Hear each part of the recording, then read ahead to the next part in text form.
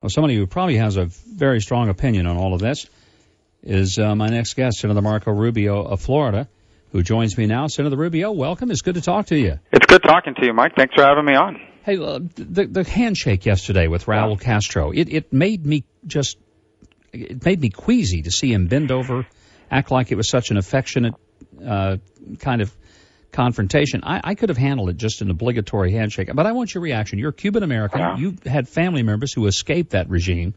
How did it strike you? Well, it was, look, watching it on TV struck me as a negative thing. It was ironic. You're at this funeral for a figure that's identified with freedom and opportunity for his people, and actually when he was given power, fought to unify a country behind democratic principles and so forth.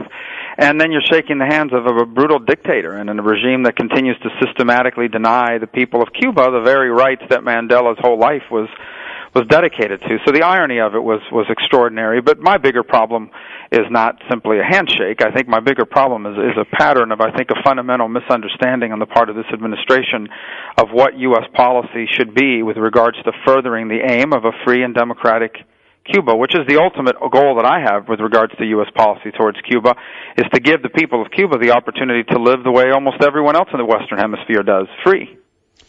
Well, I think that certainly would sum up a big problem with the Obama administration, not understanding who our friends are and who our real enemies are. Because we just have a couple of minutes, I've got to ask you about this budget situation. Yesterday, Paul Ryan, Patty Murray, announced that there's a tentative agreement. It sounds like there's some strong support among the House leadership.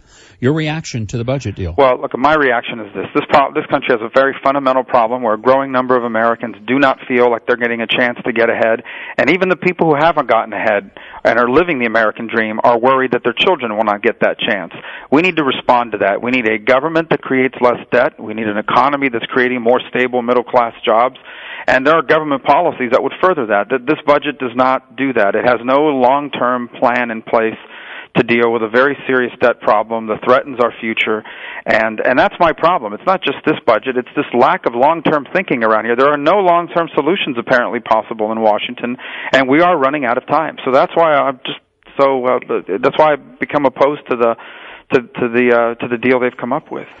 If there's not this deal, what deal is there, if there is one? Well, first of all, look, I don't think the sequester was the best way to reduce spending, but it's certainly a lot better than continuing to let the debt grow or raise taxes.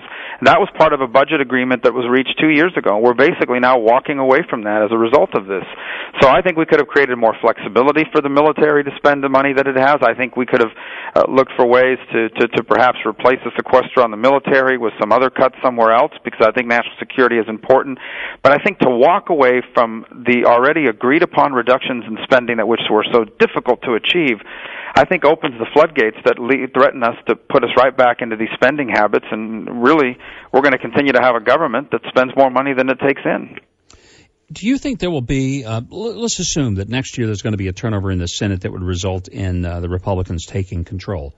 Will the Republicans reverse the Harry Reid initiated nuclear option, or will they say, look, you guys made the rules, we'll now happily live with it, and we'll put through whatever we want to with minorities?